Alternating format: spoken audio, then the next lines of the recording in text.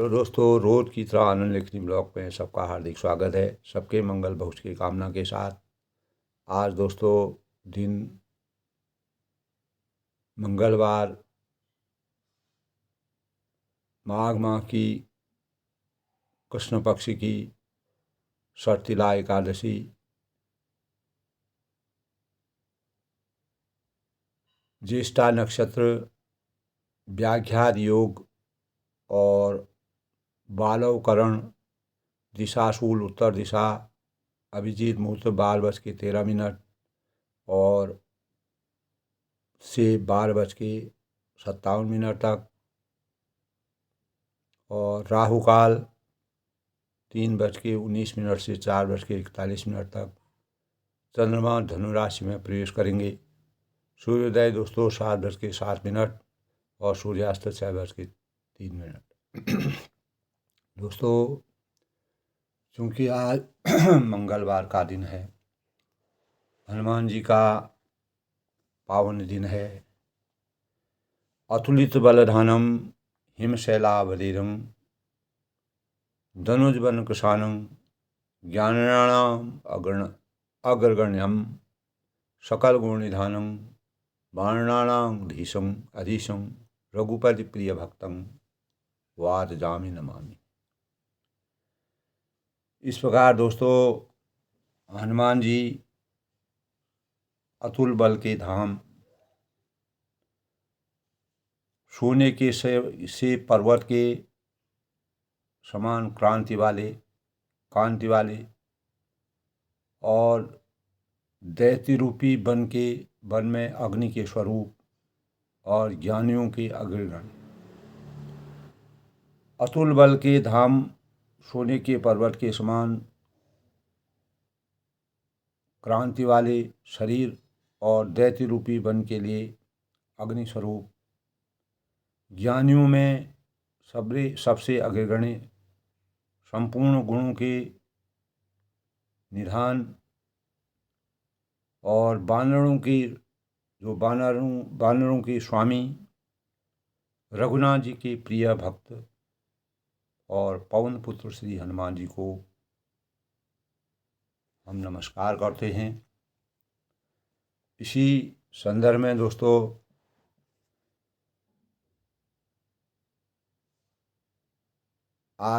हमारे सनातन धर्म में मंगलवार का खास महत्व माना गया है। इस दिन हनुमान जी की पूजा करने का विधान है और हनुमान जी की मंगलवार की पूजा विधि विधान से करने से अनेक प्रकार के जो मंगल के दोष हमारे जीवन में होते हैं वह समाप्त होते हैं। हनुमान जी हमें शक्ति प्रदान करते हैं, साहस के द्योतक हैं और संकट मोचन है, देवता माने जाते हैं। मंगलवार ब्रह्मचर्य का दिन है, शक्ति एकत्रित करने का दिन है और समस्त शास्त्रों की मर्यादा के अनुसार हमारे जीवन के शौर्य और अनेक प्रकार के जो हमारे शौर्य के कार्य होते हैं, विवाह कार्य होते हैं और जो शस्त्रों से संबंधित कार्य होते हैं, वह उसमें हमको अपार शक्ति प्रदान होती है और यही एक मंगलवार उसके लिए शुभ माना जाता है। भाग्यशाली होने का द्योतक है। संतान प्राप्ति के लिए मंगल का व्रत दोस्तों बहुत ही लाभकारी माना जाता है। मंगल के दिन दोस्तों खास तौर से नाखून हैं, बाल हैं और दाढ़ी है, ये 3 चीज़ों का मंगलवार को वर्जित रखना चाहिए। और हनुमान जी का सबसे अच्छा मंत्र दोस्तों जो हमारे जीवन में अनेक प्रकार के भावों को प्रदान करते हैं, ओम हं हनुमते रुद्रात्मकाय हुं फट। ये चमत्कारी मंत्र हनुमान जी का 108 बार अगर आप करें तो मंगलवार को हमारा जीवन, और मंगलवार को दोस्तों नमक का सेवन कभी नहीं करना चाहिए। जो उप जो उपवास करते हैं, व्रत करते हैं, उनको विधि विधान के साथ बिना नमक के उपवास करना चाहिए, नमक का सेवन नहीं करना चाहिए। हनुमान जी का बहुत ही चमत्कारी मंत्र ओम हं हनुमते रुद्रात्मकाय हुं फट। ओम हं हनुमते रुद्रात्मकाय हुं फट। इस मंत्र को दोस्तों याद करें, और जो भी जातक जिनके ग्रहों में मंगल का योग उचित नहीं है, उनको ये मंत्र के साथ 108 बार इस मंत्र का ध्यान ओम हनुमते नमः का पाठ भी कर सकते हैं। और इस मंत्र का जाप करने से आपके अनेक प्रकार के जीवन के संकट दूर हो जाएंगे। मंगलवार का व्रत अनेक प्रकार के भूत हैं, प्रेत हैं, काली शक्तियाँ होती हैं, से हम बच सकते हैं। और इस दिन पूजा से पापों की मुक्ति मिलती है, सुख धन लाभ प्राप्त होता है। मंगलवार का व्रत का पालन करने से हमारी कुंडली में अशुभ भावों की समाप्ति होती है, और इस व्रत के से अनेक प्रकार के हमारे जीवन के में लाभ मिलते हैं। मंगलवार का व्रत करने से हमें सम्मान, साहस, पुरुषार्थ हमारा बढ़ता है। और मंगलवार का व्रत शुक्ल पक्ष से पहले मंगलवार के व्रत रखनी चाहिए, और मंगलवार व्रत को 21 या 45 मंगलवार करने का विधान हमारे शास्त्रों में बताया गया है, शुभ माना गया है। और बिना नमक का भोजन हमको ग्रहण करना चाहिए, सात्विक भोजन खाना चाहिए। भोग साधना और अनेक प्रकार के जो हमारे भटकते हुए जीवन होते हैं, इस प्रकार के मानव होते हैं जो जिनका जीवन भटकता है, उनका भटकाव समाप्त होता है। तो अनेक प्रकार से मंगल के व्रत से हमारे कष्ट, हमारी चंचलता और हमारे मन में, चिंतन में एकाग्रता आती है। और हनुमान चालीसा का पाठ करना, सुंदरकांड का पाठ करना, उपवास रखने के बाद हनुमान जी की विधि विधान से मोतीचूर के लड्डू हैं, बेसन के लड्डू हैं, वह भगवान जी को भोग लगाने चाहिए। बूंदी के लड्डू हैं, भगवान हनुमान जी उन्हीं को प्रिय रखते हैं। दोस्तों, मर्यादा पुरुषोत्तम भगवान राम सिंह ने अपने दूत हनुमान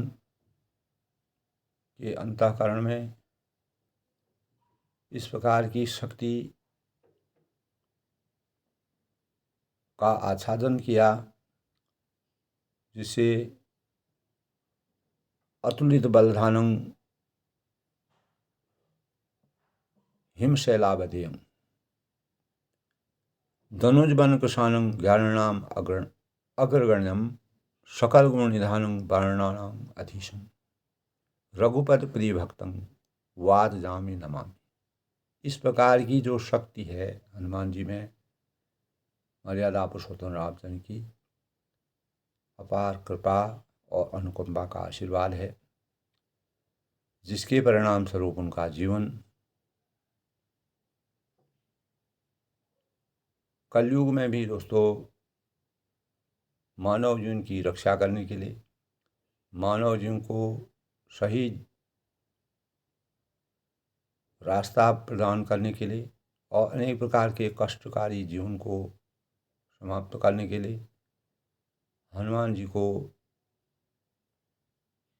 अमरत्व का वरदान मर्यादा पुरुषोत्तम भगवान राम जी ने प्राप्त किया है, ऐसा हमारी है।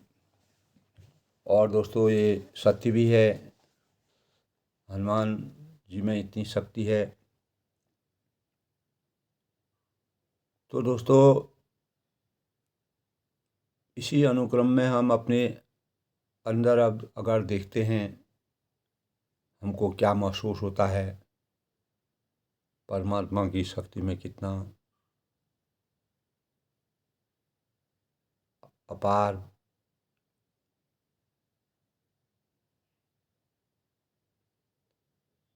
ज्ञान का संचारण होता है, शक्ति प्रदान होती है, यश मिलता है, कीर्ति मिलती है। दोस्तों हमारे जीवन में हनुमान जी को अपने जीवन में ये प्रकार की साधना करने का बहुत अतुल, यानी वानरों की सेना में वह सबसे आगे अग्रगणी क्यों हुए, क्यों मर्यादा पुरुषोत्तम भगवान राम जी ने उनको क्यों चुना। दोस्तों उनके अंदर संसार में दोस्तों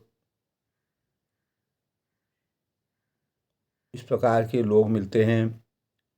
एक व्यक्ति ऐसा होता है जिसके पास साधना होती है, साधना सभी व्यक्तियों में होती है,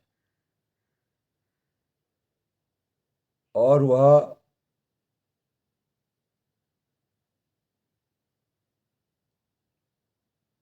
कम बोलता है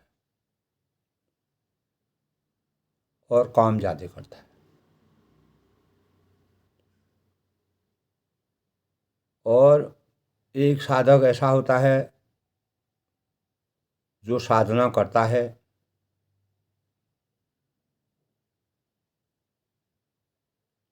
लेकिन बहुत कम करता है, लेकिन बहुत ज़्यादा बोलता है। एक साधक ऐसा होता है दोस्तों जिसके पास साधना की शक्ति होती है, और वह उसके आंतरिक विश्वासों में साधना शक्ति जागृत होती है। दोस्तों इस संसार में साधना को जो देखता है उसको बाहरी शक्तियाँ का संचार शक्तियाँ मिलती हैं। जिसके पास साधना होती है वह मुश्किलों के बावजूद, अनेक प्रकार की परेशानियों मुसीबतों के बावजूद भी वह आगे चलता रहता है। और असली साधक वही है दोस्तों जो अपनी साधना को निरंतर करता रहता है, अनेक प्रकार की मुश्किलों और विषमताओं के आने पर भी मैदान को कभी नहीं छोड़ता है। अपने क्षेत्र को, अपने भाव को, अपने विचारों को, अपनी साधना के कितनी भी विषमता आ जाए, कितनी भी परेशानी हो जाए, कितनी भी कुछ, अगर वह साधना में लीन है तो वह उसको कभी भी उसमें विचलित नहीं होता है। इसीलिए वही साधना हमारे जीवन को हमारे आंतरिक विश्वासों में, हमारे आंतरिक शक्ति में एक प्रकार की ऊर्जा का भाव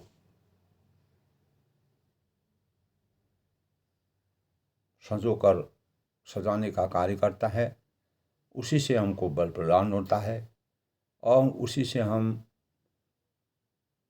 शक्ति प्रदान होती है। मर्यादा पुरुषोत्तम भगवान रामचंद्र ने हनुमान जी के अंदर इस प्रकार की साधना का ये भाव देखे और इन्हीं भावों के परिणाम स्वरूप उनको अपना साध्य के रूप में हमेशा के लिए अपना अपना अपने सानिध्य में रख करके और अपनी शक्ति का संचार उनके अंदर किया। दोस्तों, मर्यादा पुरुषोत्तम भगवान राम जी का प्रकरण चल रहा है, प्रसंग चल रहा है।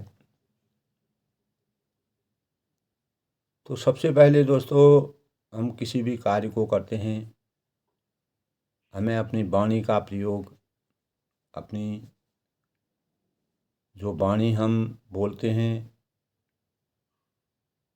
जिससे हमारा आदान प्रदान होता है, हम एक दूसरे के भावों को समझते हैं, तो वाणी का प्रयोग भली प्रकार सोच समझ कर करने से ही उसके सत् परिणाम मिलते हैं। अन्यथा अगर हम गलत वाणी के प्रयोग से दुष्परिणाम भी भुगतने पड़ सकते हैं, क्योंकि वाणी हमको असंयमित करती है। वास्तव में मुख से निकला, हमारे मुंह जिह्वा से निकला हुआ कोई भी शब्द है, मंत्र है, वह मंत्र के समान है। और जिस प्रकार मंत्रों का उच्चारण किसी मांगलिक अवसर पर हम लोग करते हैं दोस्तों, जो भी हमारे मांगलिक अवसर होते हैं, उसी प्रकार शब्दों का प्रयोग भी मंत्रों की तरह उपयुक्त और अवसर देखकर और मंगल के लिए ही होना चाहिए। तभी कहते हैं मंगल भवन अमंगल हारी, उमा शहीद जई जपत बुरारी, दीन दयाल विषमभारी, हरहु नाथ मम संकट भारी। तभी उसके सुखद परिणाम प्राप्त होते हैं। असत्य, तिरस्कार युक्त, निंदक एवं शांत हुए कलह की पुनः भड़काने वाला वचन नहीं बोलने चाहिए। दोस्तों, जिसको सत्य ज्ञान होता है, सच्ची साधना जिसके अंतःकरण में होती है, सत्य, मधुर, सुखद और सार्थक वचनों द्वारा जो व्यक्ति पुण्यों का संचय करते हैं, वह पुण्य तो तीर्थों पर भी जाने से संभव नहीं हो सकता। जरूरी नहीं है कि आपको तीर्थों पर ही उत्तम वातावरण, उत्तम परिवेश प्राप्त हो। अगर हमारे वाणी में सत्यता के साथ मधुर और सुखद और सार्थक वचनों का समावेश होगा, तो हमें अनेक प्रकार के तीर्थों के पुण्यों से भी प्रशंसनीय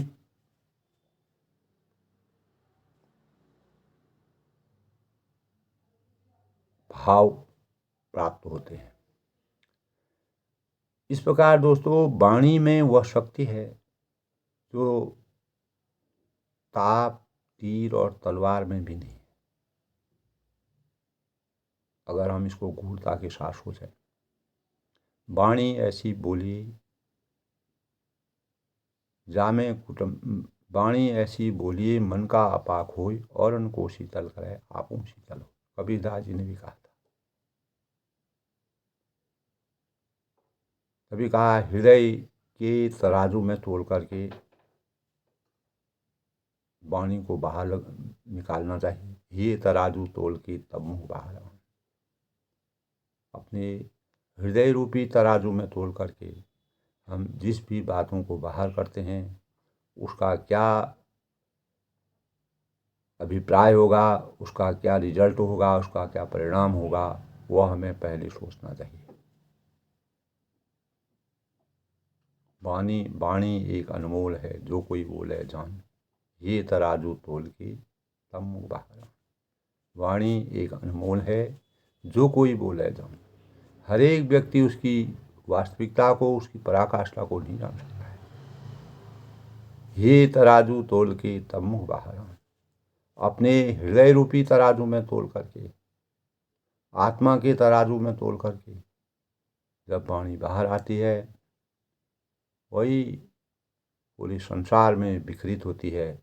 उसी से हमारा जीवन सार्थक बनता है। तभी हम अच्छे एक सच्चे साधक के रूप में प्रस्तुत होते हैं। दोस्तों, वाणी मानव के व्यक्तित्व का परिचायक होता है और अंतर के भावों को अभिव्यक्ति प्रदान करने का सशक्त माध्यम भी वाणी है। हमारी सरल और मधुर वाणी ही दूसरों को प्रभावित करती है। सिर्फ मधुर वाणी की वजह से ही हम दूसरों को अपनी ओर आकर्षित करते हैं और हम किसी को कुछ भी नहीं देते हैं, लेकिन वाणी एक अमूल्य वस्तु होती है। इसीलिए विवेक से ही वाणी का प्रयोग करना चाहिए। इसीलिए दोस्तों, विद्या, बुद्धि और विवेक से वाणी का सही सदुपयोग होता है। मानव जीवन अनन्य पुण्यों के उदय से मनुष्य की प्राप्ति होती है, ये सभी लोग जानते हैं। इस जीवन में दोस्तों, प्रत्येक मर्यादा पुरुषोत्तम भगवान रामचंद्र जी ने अपने जीवन में प्रत्येक पल को जीवन का अंतिम पल मानकर जीने से ईश्वरत्व का के भाव प्राप्त किए और मानव अवतार में ग्रहण करके वाणी रूपी उपकार के प्रति सदा सजग रहते। दोस्तों, अगर वाणी का सही रूप में हम समीक्षा करते हैं तो वाणी निरर्थक नहीं होती है।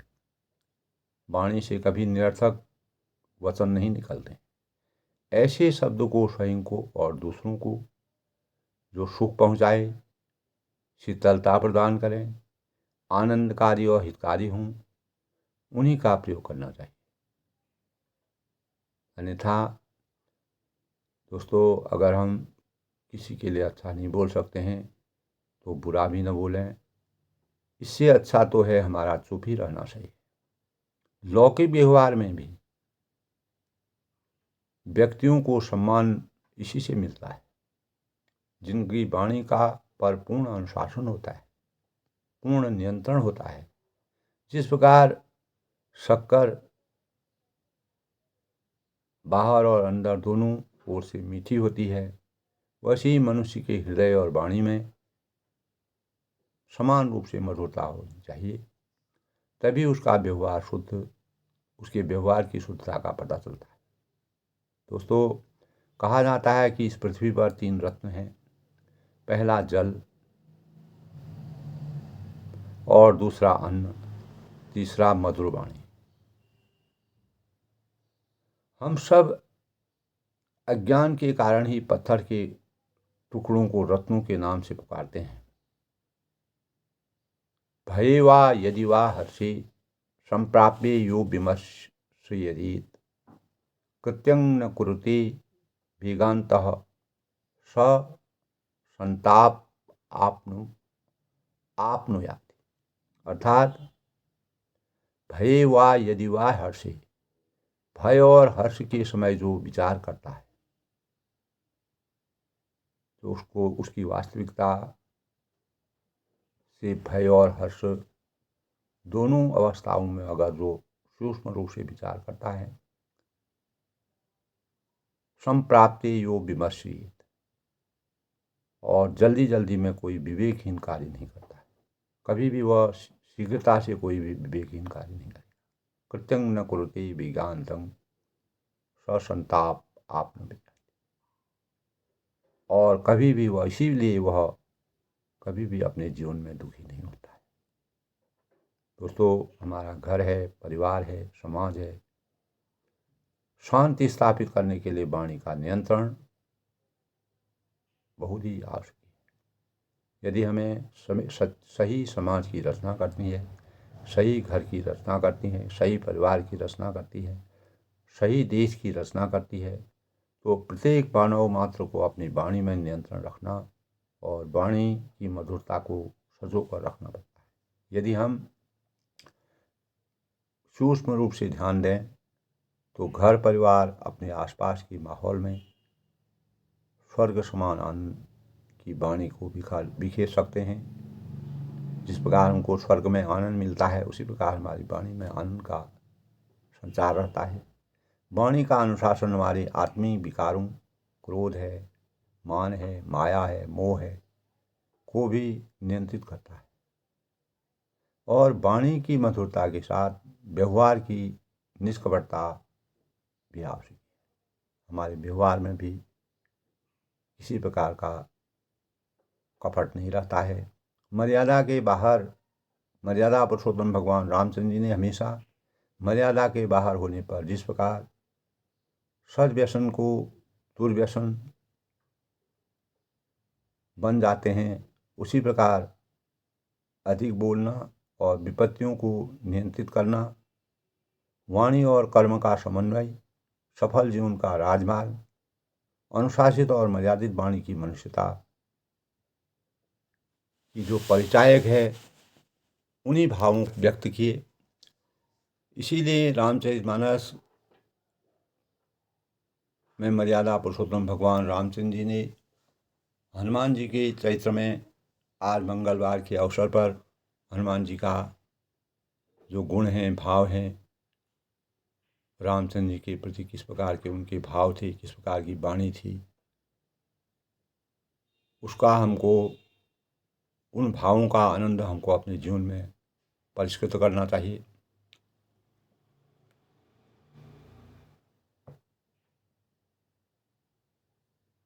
इसी कल के प्रसंग में दोस्तों,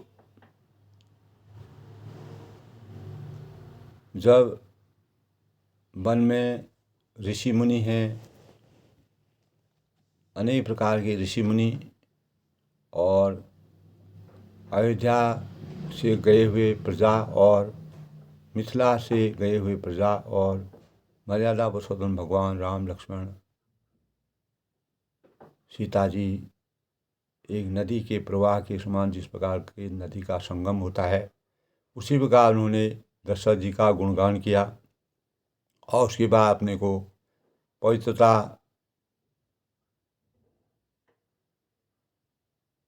की मंदाकिनी नदी में स्नान करके श्री रामचंद्र ने कामरनाथ वन और तपस्वियों के स्थानों में सभी को संचार करवाया और अमृत के समान कंदमूल फलों का सेवन कराया। 14 वर्ष सुख के इस प्रकार सभी ने इस प्रकार का एहसास किया कि ऐसे वातावरण में मर्यादा पुरुषोत्तम भगवान राम जी, जहाँ पर अयोध्या कांड का प्रसंग चल रहा है दोस्तों, तो 14 वर्ष का जो यहाँ का जीवन है, यह हमारे लिए ऐसे परिवेश में हमारे लिए यह एक पल के समान बीत जाएगा। इसमें तो कुछ समय ही नहीं लगा, यहाँ तो अपार आनंद की अनुभूति है। तो परमात्मा के सानिध्य में दोस्तों हम अपनी साधना और साधक बन करके साधना का सही सदुपयोग करते हैं तो निश्चित ही हमारे जीवन में अमृत का संचार होता है, हमारा जीवन अमृतमय बन जाता है। इसी वाणी के अनुसार जब मैंने वाणी के बारे में बताया दोस्तों, तो मर्यादा पुरुषोत्तम भगवान रामचंद्र की चरित्र चित्रण में वाणी का इतना सदुपयोग था, वाणी की इतनी महत्ता थी। तो मर्यादा पुरुषोत्तम भगवान रामचंद्र ने कभी भी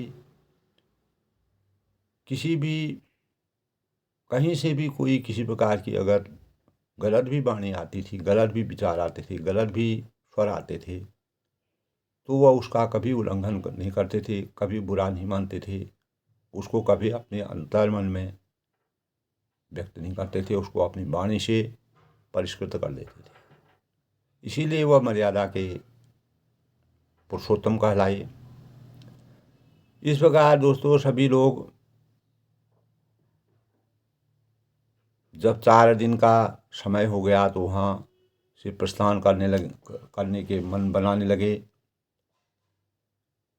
क्योंकि मर्यादा पुरुषोत्तम भगवान राम जी को 14 साल का वनवास व्यतीत करना ही है। भरत जी उनको मनाने के लिए अयोध्या को लौटाने के लिए आए, तो सब लोगों ने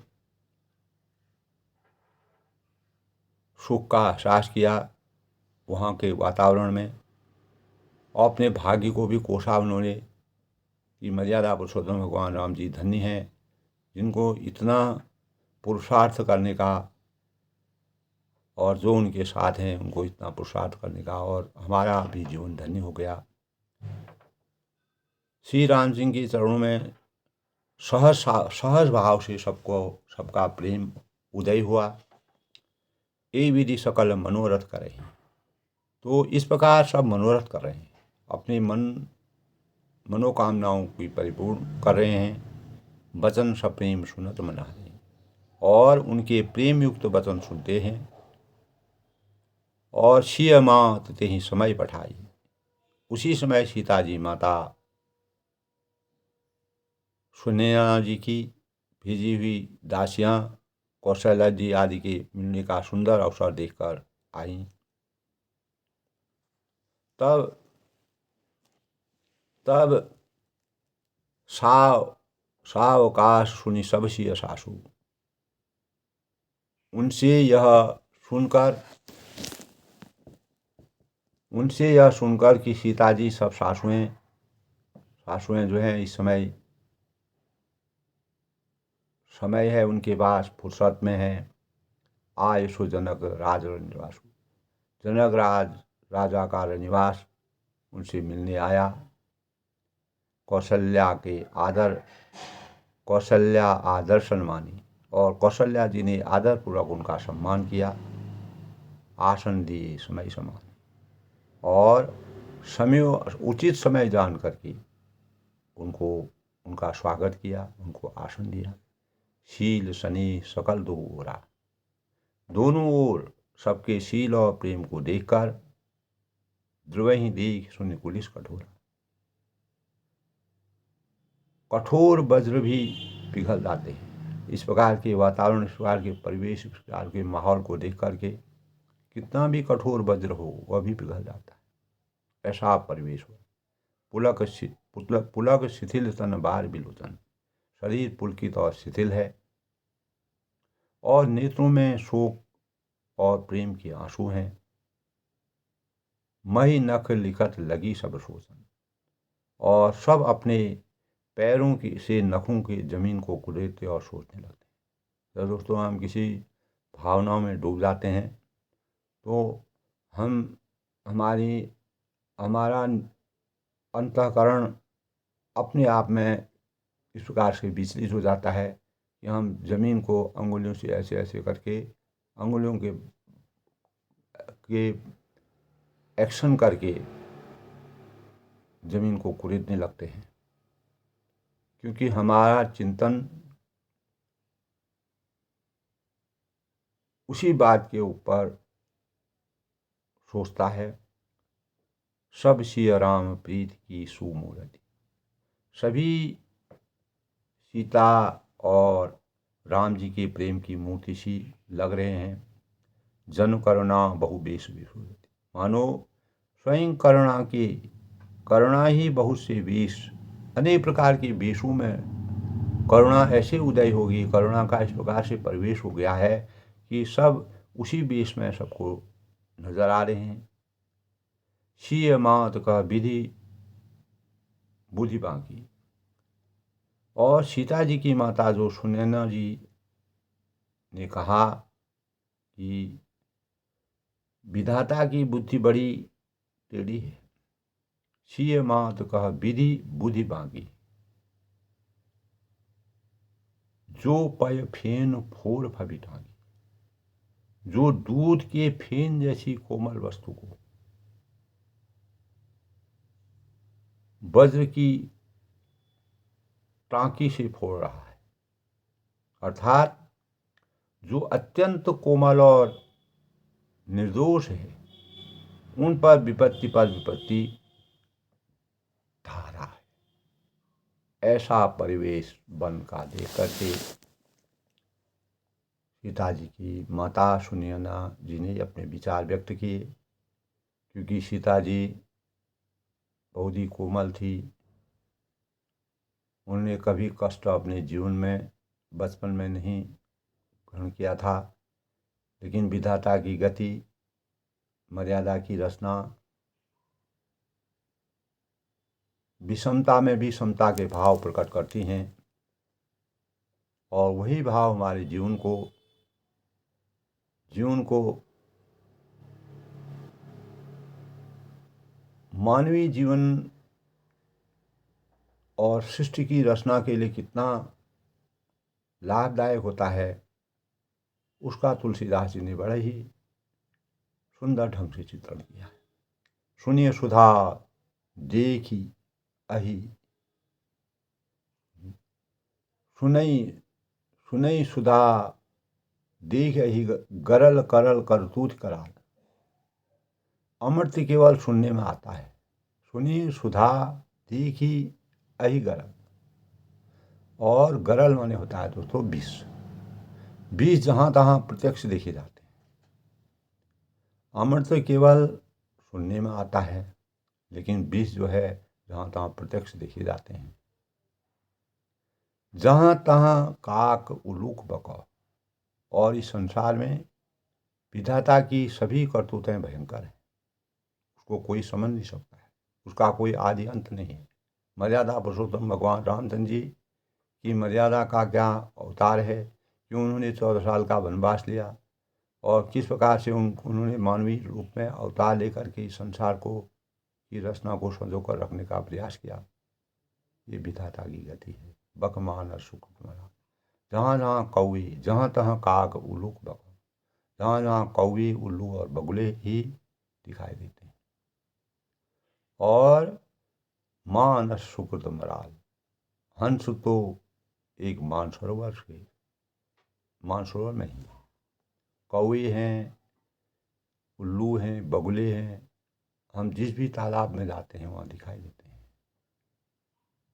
लेकिन जो सज्जन लोग होते हैं, जिनको इस संसार की वास्तविक ज्ञान की प्राप्ति होती है, उनकी प्राप्ति होना बहुत कठिन होता है। अथाह और कठिन परिश्रम करने पर ही जिस प्रकार हंस कहीं कहीं हमको दिखाई देता है, उसी प्रकार वह लोग हमको प्राप्त होते हैं। सुनि ससो सब देवी सुमित्रा, यह सुनकर देवी सुमित्रा शोक के साथ कहने लगी। क्या कह रही हैं? विधि गति बड़ी विपरीत विचिता, विधाता की चाल बड़ी विचित्र है, कोई नहीं जान सकता है। जो सूझी पाले हरे बहुत, जो सृष्टि को उत्पन्न करके पालता है, वह फिर नष्ट कर जाता है। यानी यह चक्रव्यूह संसार का चलता रहता है। बाल खेल सम विधिमति भोरी, विधाता की बुद्धि बालकों के खेल के समान भोली और विवेक शून्य लगती है। इस प्रकार की है, जहाँ अगर हम उसको साधारण रूप में नहीं तो हमारे लिए बचपन जैसे बालक खेलते हैं उस प्रकार का है।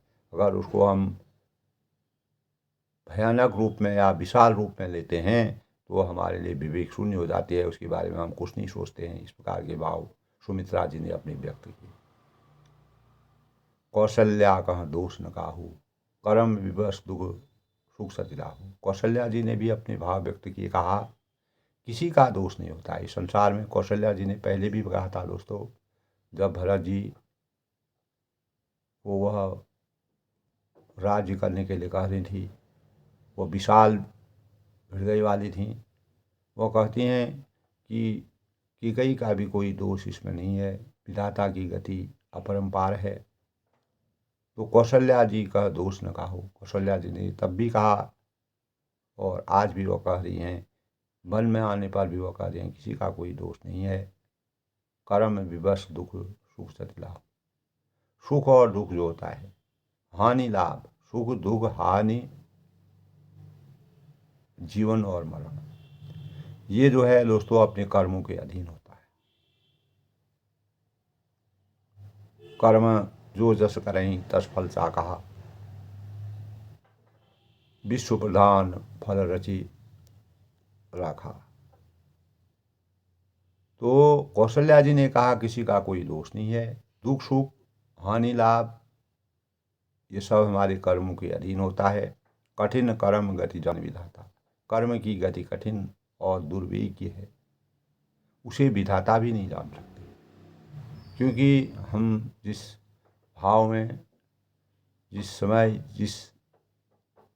समय हमारा जन्म होता है, उसी समय हमारे कर्मों की रेखा का उदय होता है, और उसी प्रकार हमें अपने कर्तव्यों का निर्वहन करके इस संसार में जन्म लेकर के भौतिक रूप में अवतरित होकर के आत्मा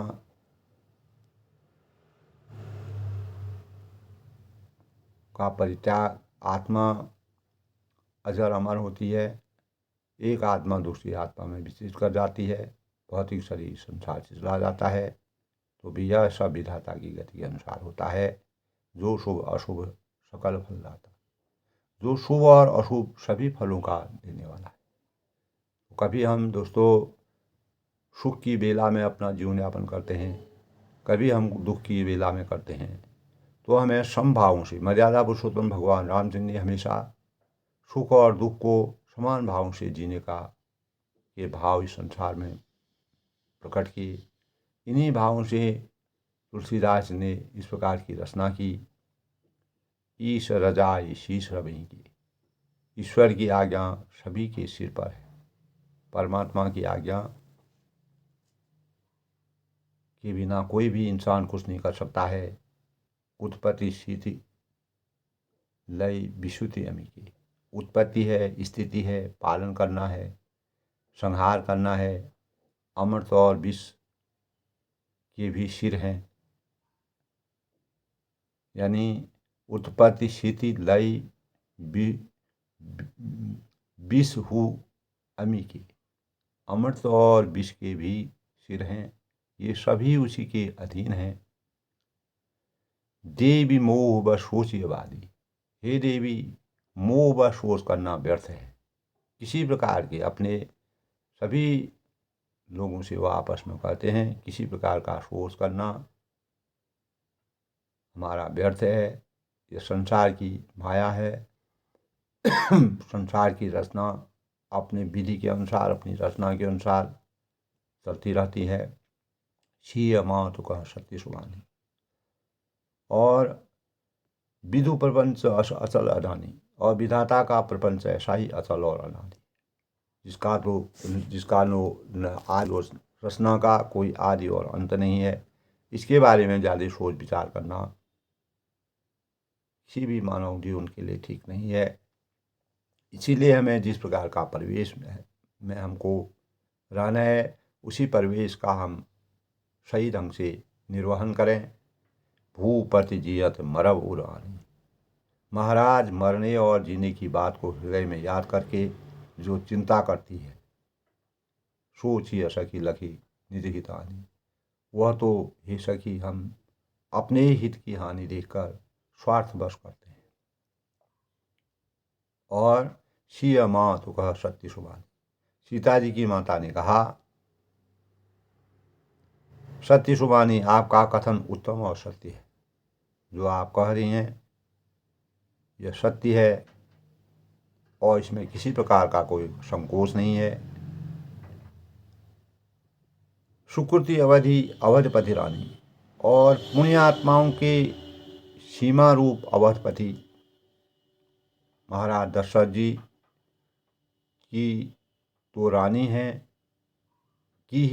तो रानी हैं, फिर भला ऐसा क्यों न कहेंगे।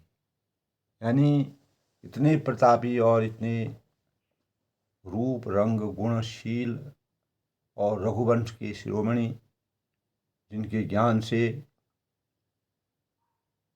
ज्ञान का आशीर्वाद सभी रानियों को था, उनके मुंह से, उनकी वाणियों में इस प्रकार का अमृत का भाव भरे हुए थे, जो अपने अपने भावों को विधाता की गति के अनुसार हमें अपने जीवन को चरितार्थ करना चाहिए। इस प्रकार के भाव उनके मन वचन और कर्म से, अंतर मन से विराजते हैं, प्रकट होते हैं। लखन राम सिय जाहु बनो, फल परिणाम न पोच, गह बरि हिय कह कौशल्या मोहि भरत पर सोच। यानी लखन राम सिय जाहु बनो, फल परिणाम न पोच, गह बरि हिय है कह कौशल्या मोहि भरत कर सोच। यानी कहने का मतलब ये है, कौशल्या जी के इस प्रकार से जो दुख से भरे हुए हृदय की निकले हुए, अंतरात्मा से जो निकले हुए भाव थे, लखन राम यानी श्री राम लक्ष्मण और सीता वन में जाएं इसका परिणाम तो अच्छा ही होगा, बुरा नहीं। उन्होंने इस प्रकार के भाव व्यक्त किए कि इससे कुछ न कुछ विधाता की रचना होगी, कोई न कोई मर्यादा होगी, कोई न कोई संसार इस लोक कल्याण के लिए कोई न कोई कार्य होंगे और लोक कल्याण की रचना होगी। निजी हित को ध्यान में रखते हुए अगर हम लोक कल्याण के कार्यों को सोचें तो विधाता के जो यह रचना रची है, यह इससे पूरा संसार सुखी होगा। इस प्रकार के भाव उन्होंने व्यक्त किए और इसका परिणाम तो अच्छा ही होगा, किसी प्रकार की बुराई इसमें नहीं है। और मुझे तो भरत की चिंता है कि भरत जो है, कौशल्या जी को भरत की चिंता है कि भरत जी कैसे मर्यादा पुरुषोत्तम भगवान राम जी को मनाने के लिए वन में आए हैं, लेकिन मर्यादा पुरुषोत्तम भगवान राम जी 14 साल के वनवास से पहले लौटेंगे नहीं। इस प्रकार के विचार विमर्श सभी माताओं के बीच में हो रहे हैं दोस्तों। इसीलिए कहा, सभी रानियों के मन में अमृत के भाव थे, सभी ने अपने अपने भाव व्यक्त किए। माँ सरस्वती का जब हमारे अंतःकरण में विराजमान होता है तो हम हमेशा सद्भावों को, सद्विचारों को, बुराइयों में भी अच्छाइयों को ढूंढते हैं और विषमता में भी समता के भावों को संजो कर रखते हैं। यही भाव हमें मर्यादा पुरुषोत्तम भगवान राम जी के सानिध्य से प्राप्त होते हैं। वन में मर्यादा पुरुषोत्तम रामचंद्र जी का जिस प्रकार का परिवेश देखा, उनकी कृपा देखी, उनकी दया देखी, उनके भाव देखे, उनके अपने परिवार के प्रति आदर्शों के भाव, मुनियों के प्रति भाव देखे, पूरे जगत के प्राणियों के मन और मंदिर में बसने वाले मर्यादा पुरुषोत्तम भगवान रामचंद्र जी ने वन में ही अयोध्या का जैसा परिवेश बना रखा था। सभी लोगों को, जो अयोध्या के वासी थे, जनकपुर से जो आए थे, राजा जनक को और सुनैना जी को और तीनों दशरथ जी की रानियों को विधाता की गति पर अटूट विश्वास था। परमात्मा पुरुष प्रधान इस संसार में दोस्तों, इस प्रकृति में मानव जीवन में हमारी उत्पत्ति होती है और इस जीवन से भी परे कोई शक्ति होती है, वही परमात्मा की शक्ति होती है। उसी को पुरुषोत्तम कहते हैं। वही पुरुषोत्तम मर्यादा पुरुषोत्तम भगवान रामचंद्र जी हैं, जिन्होंने अपने भावों से, अपने आदर्शों से, अपने चरित्रों से, अपने संस्कारों से सभी के भावों को परिवर्तित करके राम राज बैठे त्रिलोका, हर्षित भय गए सब सुखा। अवध वहाँ जहाँ राम निवासु, दिवस वहाँ जहाँ भान प्रकाशु।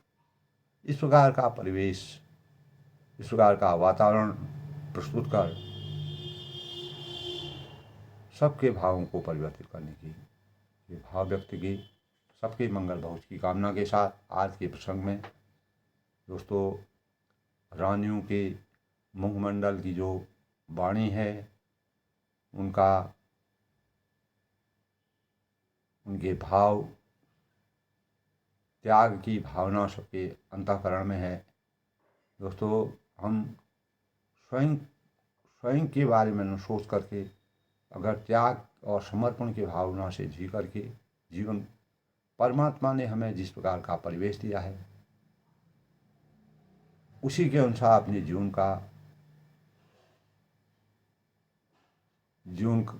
को बनाएं और संतोषम परम सुखम की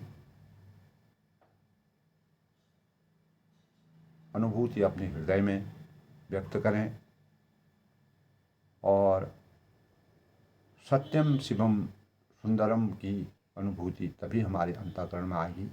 मर्यादा पुरुषोत्तम भगवान रामचंद्र जी इसी प्रकार के भावों से इस संसार को की रचना को संजोकर रखने का प्रयास किया। सब लोग खुश रहें, प्रसन्न रहें, इसी प्रकार रामचरितमानस का स्मरण करते रहें और अपने भावों को संजो कर रखें।